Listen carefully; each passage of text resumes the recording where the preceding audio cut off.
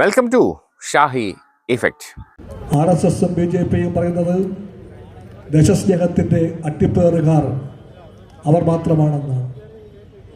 ഒരേ വർഷത്തിലാണ് അവരും നമ്മളും ഉണ്ടായത്, പിറന്നത്. രണ്ട് രാഷ്ട്രീയ ധാരകൾ, രണ്ടും പിറന്നത് 1925. ഒരു ധാര എങ്ങോട്ട് പോയി, ഈ ധാര എങ്ങോട്ട് നീങ്ങിയാന്ന് ഇന്ത്യക്കറിയാം. ഒരു ധാര പറഞ്ഞു സ്വതന്ത്ര സമരം രാഷ്ട്രീയ പോരാട്ടമാണ്, ഞങ്ങളതിൽ പങ്കെടുക്കില്ല എന്ന്. അവരുടെ പേരാണ് RSS. അവർ പറഞ്ഞു ഞങ്ങൾ സാംസ്കാരിക പ്രസ്ഥാനമാണ്, രാഷ്ട്രീയം പാടില്ല. അതുകൊണ്ട് ഉപ്പ് കുറുക്കാൻ പോയപ്പോൾ വന്നില്ല അവർ, ചർക്കകൾ നൂല് നിൽക്കാൻ വന്നില്ല അവർ, ദണ്ഡയാത്രയ്ക്ക് പോകില്ല അവർ, സായുധ പോരാട്ടങ്ങളെ വെറുത്തു അവർ. ഭഗത് സിംഗിനെ, രാജ്ഗുരുവിനെ, സുഖദേവിനെ എല്ലാം തള്ളിപ്പറഞ്ഞു അവർ. അവർ തൊഴിലാളി പോരാട്ടങ്ങളെ വെറുത്തു, കർഷക സമരങ്ങളെ വെറുത്തു. ബ്രിട്ടീഷ് നാവികസേനയിൽ ബ്രിട്ടീഷ് നാവികന്മാർ ഇന്ത്യക്ക് വേണ്ടി സമരപതാക ഉറപ്പിച്ചപ്പോൾ അവരോട് പങ്കെടുത്തിട്ടില്ല, അവരോടെയും പങ്കെടുത്തില്ല. അവരെന്നും ബ്രിട്ടീഷുകാരുടെ കൂടെയായി. ആ ദിനങ്ങളിൽ ബ്രിട്ടീഷ് ഏജന്റന്മാർ റിപ്പോർട്ട് അയച്ചു ലണ്ടനിലേക്ക്. ബാക്കി എല്ലാവരും സമരം ചെയ്യുമ്പോൾ ഒരു കൂട്ടർ മാത്രം സമരം ചെയ്യാതെ അച്ചടക്കത്തോടെ കഴിയുന്നുവെന്ന്. ആ അച്ചടക്കത്തിൻ്റെ മുദ്ര വാങ്ങി നെഞ്ചിൽ കുത്തി ബ്രിട്ടീഷുകാർക്ക് വേണ്ടി പദസേനയ്ക്ക് പോയവരാണ് RSS സുഹൃത്തുക്കൾ. അവരിപ്പോൾ പറയുന്നു അവർ രാജ്യസ്നേഹം നമ്മളെ പഠിപ്പിക്കാമെന്ന്. ഒരു പാഠവും പഠിക്കാൻ ഞങ്ങളില്ല, ഞങ്ങളെ പാഠം പഠിപ്പിക്കാൻ RSS വന്നിട്ടുമില്ല. അന്നും ഇന്നും RSS സാമ്രാജ്യത്വ വാഴ്ചയുടെ ചെരുപ്പ് തക്കാൻ പോകുന്നവരാണ്. അന്നും ഇന്നും RSS ചൂഷകവർഗത്തിന്റെ കാവൽക്കാരാണ്. അന്നും എന്നും RSS ഇന്ത്യയെ ഒറ്റുകൊടുത്തവരെന്ന് പറയാൻ ഒരു മണിയും കമ്മ്യൂണിസ്റ്റ് പാർട്ടിക്കില്ല. RSSനെ കമ്മ്യൂണിസ്റ്റ് പാർട്ടിക്ക് നല്ലവണ്ണം ബോധ്യമുള്ളത് എന്താണെന്ന്. RSS പറഞ്ഞത് എന്താണ് എല്ലാവർക്കും അറിയാം. ജർമ്മനിയെ കണ്ടു പഠിക്കാൻ പറഞ്ഞു. ജർമ്മനി ഏതാണ്? ജർമ്മനി ഫാസിസ്റ്റ് ജർമ്മനി ആയിരുന്നു, ഹിറ്റ്ലർമാണ് ജർമ്മനി ആയിരുന്നു. അന്ന് ബ്രിട്ടീഷ് ഭരണകാലത്ത് എഴുതപ്പെട്ട പുസ്തകത്തിൽ RSSന്റെ രണ്ടാം സെക്രട്ടറിയായ താത്വികാചാര്യനായ സാക്ഷാൽ ഗോൾബക്കർ പറഞ്ഞു ജർമ്മനിയിലേക്ക് നോക്കുമെന്ന്. Look at Germany. എന്തിനാണ്? വംശാഭിമാനം അതിൻ്റെ ഉത്തുംഗാവസ്ഥ പ്രാപിച്ച മാതൃകാ ഭൂമിയാണ് ജർമ്മനി എന്ന്. പിന്നെ പറഞ്ഞു ജർമ്മനിയുടെ അനുഭവത്തിൽ നിന്ന് ഹിന്ദുസ്ഥാന് വിലപ്പെട്ട പല പാഠങ്ങളും പഠിക്കാനുണ്ടെന്ന് പറഞ്ഞു. ആ പാഠം പഠിക്കാൻ വേണ്ടിയാണ് ഉണ്ടായത് RSS. 20കളുടെ ആരംഭത്തിൽ യൂറോപ്പിൽ മുസോളിനി ഫാസിസ്റ്റ് രാഷ്ട്രീയത്തിൻ്റെ ആദ്യത്തെ വിത്ത് വാങ്ങി. ആ വിത്ത് കണ്ട് അത് മുളച്ചപ്പോൾ ആവേശം കൊണ്ടതിൻ്റെ പേരാണ് ഹെഡ്ഗേ വാർ എന്ന്. ആ ഹെഡ്ഗേ വാറാണ് RSSന്റെ സ്ഥാപകൻ. അദ്ദേഹത്തെ പറ്റിയാണ് എപ്പോഴും അവർ ഡോക്ടർ ജി എന്ന് വിളിക്കുന്നത്. ആ ഹെഡ്ഗേ വാർ എന്താ ചെയ്തത്? മുസോളിനിയെ കാണാൻ വേണ്ടി ഒരാളെ പ്രത്യേകിച്ചു റോമിലേക്ക്. റോമിൽ പോയി മുസോളിനിയെ കണ്ടു, അവിടെ കൂടെ പാർത്തു, പഠിച്ചു, തിരിച്ചു വന്നു, റിപ്പോർട്ട് കൊടുത്തു. ആ റിപ്പോർട്ടിൻ്റെ അടിസ്ഥാനത്തിലാണ് ഇവിടെ RSS രൂപീകരണമായത്. ഇത് മറക്കാൻ കഴിയുമോ RSSകാർക്ക്? ഇത് RSS പാരമ്പര്യം. എന്താണ് കമ്മ്യൂണിസ്റ്റ് പാരമ്പര്യം? കമ്മ്യൂണിസ്റ്റ് പാരമ്പര്യം ആദ്യമായി ഇന്ത്യയുടെ കാതിൽ ഈ പാർട്ടി പറഞ്ഞു, പൂർണ്ണ സ്വരാജ് എന്ന് പറഞ്ഞു. ആ മുദ്രാവാക്യം ആദ്യമായി ഇന്ത്യയിൽ പറഞ്ഞ പാർട്ടി കമ്മ്യൂണിസ്റ്റ് പാർട്ടിയാണ്. പാർട്ടി അത് പറഞ്ഞു കഴിഞ്ഞാണ് കോൺഗ്രസ് പോലും ആ കാര്യം പറഞ്ഞത്. 21 കമ്മ്യൂണിസ്റ്റ് പാർട്ടി ആദ്യം അത് പറയുമ്പോൾ അന്ന് പാർട്ടി ഔദ്യോഗികമായി പറഞ്ഞിട്ടില്ല. അത് പറയുമ്പോൾ മഹാത്മാഗാന്ധി പോലും പറഞ്ഞു ആ മുദ്രാവാക്യം അപക്വമാണെന്ന് പറഞ്ഞു. പക്ഷേ കമ്മ്യൂണിസ്റ്റ് പാർട്ടി മുദ്രാവാക്യം വീണ്ടും വിളിച്ചുകൊണ്ടേയിരുന്നു. 25 പാർട്ടി പിറന്നപ്പോൾ ആ പാർട്ടിയുടെ സമ്മേളനത്തിൻ്റെ ആദ്യത്തെ സംഘാടകന്റെ പേരായിരുന്നു ഹസൻ മൊഹാനി. അദ്ദേഹമാണ് കോൺപൂർ സമ്മേളനത്തിൻ്റെ അധ്യക്ഷൻ, സ്വാതന്ത്ര്യ അധ്യക്ഷൻ. അദ്ദേഹമാണ് കോൺഗ്രസ് സമ്മേളനത്തിൽ ആദ്യമായിട്ട് ഈ പ്രമേയം പാസാക്കാൻ ശ്രമിച്ചയാൾ. ആ പ്രമേയം പരാജയപ്പെട്ടു. ചരിത്രമെല്ലാം BJPക്ക് അറിയുമോ ഈ ചരിത്രം? അറിയാമോ ഈ കഥകളെല്ലാം മോദിക്കും കൂട്ടുകാർക്കും? സത്യം അവർക്കറിയില്ല. സത്യത്തെ തലകീഴായി കെട്ടിത്തൊക്കിക്കൊണ്ട് ആക്രമിക്കുന്ന പാരമ്പര്യമാണ് BJP പാരമ്പര്യം, RSS പാരമ്പര്യം. ഇപ്പോഴും BJP നീങ്ങുന്നത് ആ പാതയിൽ കൂടിയാണ്. അതുകൊണ്ട് പ്രിയപ്പെട്ടവരെ, ഈ പോരാട്ടം എന്നുമെന്നും തുടരുക തന്നെ ചെയ്യും. ഇത് ജനാധിപത്യവും ഫാസിസവും തമ്മിലുള്ള പോരാട്ടമാണ്. ഈ പോരാട്ടം വംശമേധാവിത്വവും നാടിൻ്റെ സെക്യുലർ മൂല്യങ്ങളുടെയും പോരാട്ടമാണ്. ഈ പോരാട്ടം മാറ്റത്തിൻ്റെ ശക്തികളും മാറ്റത്തെ വെറുക്കുന്നതുമുള്ള പോരാട്ടമാണ്. അതിൽ കമ്മ്യൂണിസ്റ്റ് പക്ഷമാണ് ശരിയെന്ന് കാലം വിളിച്ചു പറയുമെന്ന് ഉറപ്പുണ്ട് കമ്മ്യൂണിസ്റ്റ് പാർട്ടിക്ക്. ത്യാഗത്തെ പറ്റി പറയുന്നു. BJPക്ക് ആ വാക്ക് ഉച്ചരിക്കാൻ അവകാശം വന്നു. എവിടെയുമില്ല. സുരക്ഷിതമായ താവളത്തിൽ ഒഴിച്ചുകൊണ്ട് BJPക്കാർ വർത്തമാനം പറയുമ്പോൾ കമ്മ്യൂണിസ്റ്റുകാർ എവിടെയും വെടികുണ്ടയ്ക്ക് മുമ്പിൽ നിരുമാനം കാണിച്ചവരാണ്. ഇവിടെ ഈ യോഗത്തിൽ ഒരു സഖാവുണ്ട്, പഞ്ചാബിലെ ഒരു പെൺകുട്ടിയാണ്. അവർ നാഷണൽ കൗൺസിൽ അംഗമാണ്. അവരുടെ പേര് നരേന്ദ്ര എന്നാണ്. ഇവിടെ ഇരിക്കുന്നുണ്ട്. Please comrade, please stand up for a while. Please Narender, please stand up. She is Narender. And we can see Bant Singh Brar, Punjab state secretary. ഇവരാണ് കമ്മ്യൂണിസ്റ്റ് പാർട്ടിയുടെ 25ാം പാർട്ടി കോൺഗ്രസിന് ആതിഥ്യം വരാൻ പോകുന്നത്. ബൻസിൽ പുരാർ വിദ്യാർത്ഥികാലം മുതൽ പാർട്ടിയെ നയിച്ച നേതാവാണ്. പിന്നീട് അദ്ദേഹം തൊഴിലാളി നേതാവായി മാറി. ഇപ്പോൾ CPIയുടെ പഞ്ചാബ് സ്റ്റേറ്റ് സെക്രട്ടറിയാണ്. നരേന്ദ്രാകട്ടെ കമ്മ്യൂണിസ്റ്റ് പാർട്ടിയുടെ കുടിക്കതാഴുന്നതിൻ്റെ പേരിൽ ഖലിസ്ഥാൻ ഭീകരന്മാർ വെടിവെച്ച് കൊന്ന ഒരുപാട് പേരുടെ ഒരു കുടുംബത്തിലംഗമാണ്. അവളത് കൊച്ചുകുട്ടിയായിരുന്നു. അവളുടെ വീട്ടിൽ ഒരു പാതിരാവിൽ ടെററിസ്റ്റുകൾ, ഖലിസ്ഥാൻ ഭീകരവാദികൾ തോക്കുമായിട്ട് വന്നു. കൺമുമ്പിൽ ബന്ധുക്കളെ, സഹോദരങ്ങളെ, അച്ഛനെ എല്ലാം വെടിവെച്ച് വീഴ്ത്തിയപ്പോൾ ഒരു ചാക്കിന്റെ മറയിൽ ഒളിച്ചിരുന്ന് ജീവിതം രക്ഷിച്ച പെൺകുട്ടിയാണ് അവൾ. ആ കാലിൽ ഇപ്പോഴുമുണ്ട് വെടിയുണ്ട, ഇന്നുമുണ്ട് വെടിയുണ്ട. ഇതാണ് കമ്മ്യൂണിസ്റ്റ് പാർട്ടി. നടക്കുമ്പോൾ മുടന്തുണ്ടിപ്പോൾ. ഇതാണ് കമ്മ്യൂണിസം. ഇതാണ് കമ്മ്യൂണിസം. പറയട്ടെ BJPക്കാർ, നിങ്ങൾ എവിടെയായിരുന്നു എന്ന്? നിങ്ങൾ എവിടെയുമില്ലായിരുന്നു. കാശ്മീരിൽ ആദ്യമായി ടെററിസ്റ്റുകൾ വെടിവെച്ച് വീഴ്ത്തിയത് ഒരു കമ്മ്യൂണിസ്റ്റിനെയാണ്. ജമ്മു കാശ്മീരിലെ സ്റ്റേറ്റ് സെക്രട്ടറി ആയിരുന്ന കവിയായ സഹാബിനെയാണ് ആദ്യമായി അവർ വെടിവെച്ച് വീഴ്ത്തിയത്. കാരണം അവർക്കറിയാം ശത്രുവാരാണെന്ന്.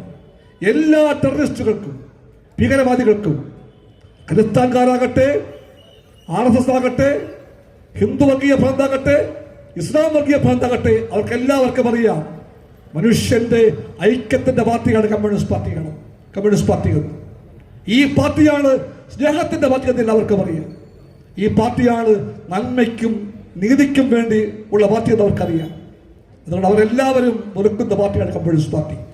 ആ അളവിൽ ഈ പാർട്ടിയെ ഹിന്ദുക്കളും മുസ്ലിമുകളും ക്രിസ്ത്യാനികളും സിഖുകാരും എല്ലാവരും സ്നേഹിക്കുന്നുമുണ്ട്.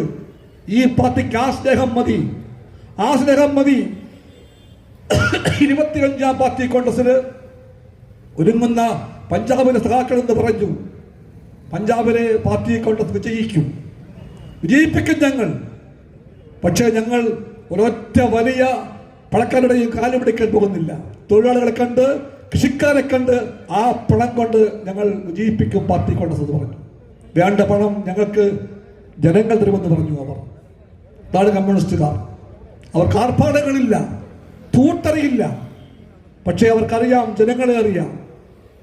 ആ ജനങ്ങൾ അവരെ ഒരിക്കലും കൈവിടില്ല എന്ന് പറയാം കമ്മ്യൂണിസ്റ്റുകാർ. ആ പാർട്ടി കോൺഗ്രസിലേക്ക് CPI നീങ്ങുകയാണ്. ആ കോൺഗ്രസ് വിജയത്തിന് വേണ്ടി ഇവിടുത്തെ കമ്മ്യൂണിസ്റ്റുകാർ അവരുടെ പങ്ക് നിറവേറ്റു. കമ്മ്യൂണിസ്റ്റ് പാർട്ടിക്ക് ഇവിടെ മഹത്തായ പാരമ്പര്യമുണ്ട്. ഇവിടെ പറഞ്ഞില്ലേ, 57 ആദ്യത്തെ ഗവൺമെന്റ് അത് CPI ഗവൺമെന്റ് ആയിരുന്നു. നേതാവിന്റെ പേര് സഖാവ് VMS നമ്പൂതിരിപ്പാടെന്നായിരുന്നു. അന്ന് മുതൽ ഈ കമ്മ്യൂണിസ്റ്റ് പാർട്ടി ഇവിടെ ഉണ്ട്. ഈ നാട് കണ്ട എല്ലാ മാറ്റത്തിന്റെയും പുറകിൽ ഈ കമ്മ്യൂണിസ്റ്റ് കൊടിയുണ്ട്. സഖാവ് VMS 2 തവണ, സഖാവ് അച്യുതമേനോൻ 2 തവണ, സഖാവ് PKV, സഖാവ് നായനാർ, സഖാവ് VS, സഖാവ് പിണറായി വിജയൻ. അത് ഇടുകയാണ് ആ പരമ്പര. ഇതെല്ലാം കമ്മ്യൂണിസ്റ്റ് പേരുകളാണ്. ഈ ഓരോ ഗവൺമെന്റ് ചെയ്തത് എല്ലാവർക്കും അറിയാൻ ഒന്നാണ്. ഇന്ത്യയിലെമ്പാടും വലതുപക്ഷത്തിന്റെ ശക്തികൾ രാജ്യം ഭരിക്കുമ്പോൾ, ജന്മത്തെ കൊടികുത്തിവാണപ്പോൾ, കൊള്ളക്കാർ പാവങ്ങളെ പിഴിഞ്ഞെടുത്തപ്പോൾ ഇവിടെ ഇടതുപക്ഷം പറഞ്ഞു വ്യത്യസ്തമായി ഭരിക്കാനാണ് ഞങ്ങൾക്കുള്ള മാൻഡേറ്റ് എന്ന് പറഞ്ഞു. കമ്മ്യൂണിസ്റ്റ് പാർട്ടി അത് മറക്കില്ല. 57 ഗവൺമെന്റിന്റെ ആദ്യത്തെ മാനിഫെസ്റ്റോ ഉണ്ടാക്കിയതാണെന്ന് അറിയാമോ? അച്യുതനായിരുന്നു പാർട്ടി സ്റ്റേറ്റ് സെക്രട്ടറി. ആ മാനിഫെസ്റ്റോയ്ക്ക് തലക്കെട്ട് കൊടുത്തു അദ്ദേഹം. അതായിരുന്നു ഐശ്വര്യപൂർണ്ണമായ കേരളം കെട്ടിപ്പടുക്കാൻ തലക്കെട്ട്. അന്ന് തൊട്ട് ഇന്നോളം കമ്മ്യൂണിസ്റ്റ് പാർട്ടി പോരാടിയത് അതിനു വേണ്ടിയാണ്. ഐശ്വര്യം നിറയുന്ന കേരളം കെട്ടിപ്പടുക്കാനായി. ഞാനീ പറഞ്ഞ ഓരോ ഗവൺമെന്റും അവിടേക്ക് നീങ്ങിയതാണ്. കമ്മ്യൂണിസ്റ്റ് പാർട്ടിക്ക്, CPIക്ക് അതേപ്പറ്റി എല്ലാം തികഞ്ഞ അഭിമാനബോധമുണ്ട്. കമ്മ്യൂണിസ്റ്റ് പാർട്ടി EMSനെ മറക്കുന്നില്ല. കമ്മ്യൂണിസ്റ്റ് പാർട്ടി അഭിമാനപൂർവ്വം ഒരു പേരും നേതാവ് ഉയർത്തിപ്പിടിക്കും. അതാണ് അച്യുതമേനോന്റെ പേര്. ആ പേര് ആർക്കും മാറ്റിക്കളയാൻ പറ്റില്ല. എന്തുകൊണ്ടാണ്? 70 ജനുവരി മാസം 1-ാം തീയതി ഇന്ത്യ കണ്ടു ഈ തെക്കേ കോണിൽ ഒരു സംസ്ഥാനം ജന്മിത്വത്തിന്റെ തായ്വേര് പിഴുതെറിഞ്ഞ് ദൂരാക്കെറിഞ്ഞു. ജന്മിത്വം വേണ്ട എന്ന് പറഞ്ഞു. അതാണ് കമ്മ്യൂണിസ്റ്റ് ഗവൺമെന്റ്, അച്യുതമേനോൻ ഗവൺമെന്റ്. ആ ഗവൺമെന്റ് സ്ഥാപിച്ച വഴികളൊക്കെ നോക്കൂ നിങ്ങൾ. വലിയ സ്ഥാപനങ്ങൾ ഈ കേരളത്തിന്റെ വളർച്ചയിൽ എന്നും വഴികാട്ടിയാകാൻ പോകുന്ന 51 സ്ഥാപനങ്ങൾ. ശ്രീചിത്ര, CWRDM, കെൽട്രോൺ എണ്ണി പറഞ്ഞാൽ 51 വരും. അതിൻ്റെ എല്ലാം വഴികാട്ടിയാരായിരുന്നു? സഖാവ് അച്യുതമേനോനായിരുന്നു. സഖാവ് TV തോമസ് ജപ്പാനിലേക്ക് പോയി. അന്ന് എന്തിനു വേണ്ടിയാണ്? വ്യവസായം കൊണ്ടുവരാൻ വേണ്ടി. അന്ന് പലരും പറഞ്ഞു അങ്ങനെ പോകാൻ പാടില്ല എന്ന് പറഞ്ഞു. ശരിയായിരുന്നു TV തോമസ് ശരി ചെയ്തു. ആ ഗവൺമെന്റ് ഒരുപാട് ശരികൾ ചെയ്തു. ആ ഗവൺമെന്റ് കേരളം കണ്ട ഇടതുപക്ഷ ഗവൺമെന്റുകളിലെ പ്രധാനപ്പെട്ട ഒന്നാണ് കാര്യം ആർക്കും മറക്കാൻ പറ്റില്ല. ചിലപ്പോൾ ചിലർക്ക് ഒരു കരുതമുണ്ടാകാറുണ്ട്, തെറ്റുണ്ടാകാറുണ്ട്. അവർ ലെഫ്റ്റിനെ പറ്റി പറയുമ്പോൾ 57 പറയും, 67 പറയും. പിന്നെ അവർ 80-നെ പറ്റിയേ പറയൂ. ഇടയ്ക്ക് ശൂന്യകാലം വരും. ആ ശൂന്യകാലമാണ് അച്യുതമേനോൻ കാലം. അന്നാണ് ജന്മിത്വത്തിന് എന്തെങ്കിലും കുറിച്ച കാലം. അന്നാണ് തൊഴിലാളിക്ക് ഗ്രാറ്റുവിറ്റി നിയമം ഉണ്ടായ കാലം. അന്നാണ് ഭക്ഷണ തൊഴിലാളിക്ക് വേണ്ടിയുള്ള നിയമം ഉണ്ടാക്കിയ കാലം. അന്നാണ് വികസനത്തിന്റെ വഴികളിലേക്ക് ഇന്ത്യയെ നയിച്ച, വഴി കാണിച്ച, പലതിന്റെ തുടക്കം കുറിച്ച കാലം. ആ കാലം എങ്ങനെയാണ് മറക്കേണ്ട കാലമാകുന്നത്? ആ കാലം മറക്കാൻ പറ്റില്ല. ഇടതുപക്ഷം ആ കാലം മറക്കില്ല. കമ്മ്യൂണിസ്റ്റ് പാർട്ടിയിലെ ഭിന്നിപ്പുണ്ടാകട്ടെ, അതുകൊണ്ട് സത്യങ്ങൾ മാറിപ്പോകില്ല. കമ്മ്യൂണിസ്റ്റ് പാർട്ടി ഭിന്നിപ്പിന്റെ പാർട്ടിയല്ല. CPI ഐക്യത്തിന്റെ പാർട്ടിയാണ്. അതുകൊണ്ട് തന്നെ ഐക്യത്തിന്റെ ശക്തികളെ കമ്മ്യൂണിസ്റ്റ് പാർട്ടി വാദിപ്പെടുന്നില്ല. കാലത്തും CPM ബന്ധങ്ങളെ കമ്മ്യൂണിസ്റ്റ് പാർട്ടി ഉയർത്തിപ്പിടിക്കുമ്പോഴും ഒരു കാര്യം ഉറപ്പിച്ച് പറയും: സത്യം പറയുവാൻ, ചരിത്രം വായിക്കാനുള്ള ബാധ്യതയെപ്പറ്റി നമുക്കെല്ലാവർക്കും നല്ല ബോധമുണ്ടാകണം. CPIക്ക് ആ ബോധമുണ്ട്. അതിനാൽ EMS ഗവൺമെന്റ് മുതൽ സഖാവ് അച്യുതമേനോൻ ഗവൺമെന്റ് മുതലുള്ള എല്ലാ ഗവൺമെന്റുകളെയും കമ്മ്യൂണിസ്റ്റ് പാർട്ടി ഇടതുപക്ഷമായി ആവേശപൂർവ്വം വാഴ്ത്തും. അതിൻ്റെ പരമ്പരയിൽ ഘടകമാണ്, ഏറ്റവും തുടക്കമുള്ള പുതിയ ഘടകമാണ് സഖാവ് പിണറായി വിജയൻ നയിക്കുന്ന LDF സർക്കാരെന്ന് കമ്മ്യൂണിസ്റ്റ് പാർട്ടിക്കറിയാം. ആ അർത്ഥത്തിൽ കമ്മ്യൂണിസ്റ്റ് പാർട്ടി LDFനെ സ്വന്തം കണ്ണിലെ കൃഷ്ണമണിയെ പോലെ കാണും. LDF വ്യത്യസ്തമായ പക്ഷമാണ്. LDFന് വ്യത്യസ്തമായ കാര്യപരിപാടിയുണ്ട്. അതിൻ്റെ വർക്കടുത്തറ പാവങ്ങൾക്കുള്ളതാണ്. അത് CPIക്ക് അറിയാം, CPMനും അറിയാം.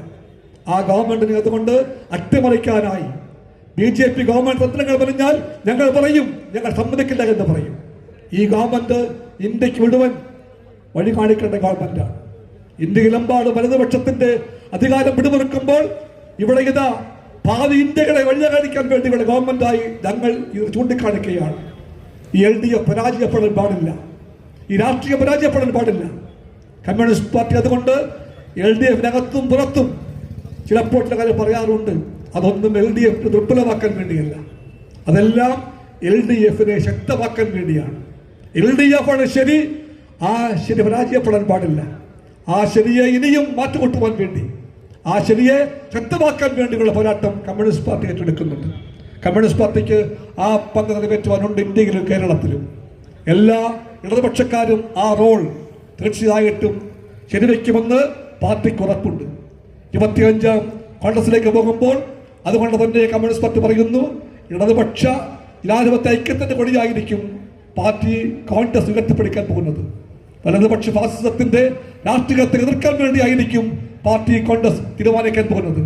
അവിടെ ഇന്ത്യ സഖ്യത്തിന്റെ രാഷ്ട്രീയത്തെ കമ്മ്യൂണിസ്റ്റ് പാർട്ടി വലുതായി തന്നെ കാണുകയാണ്.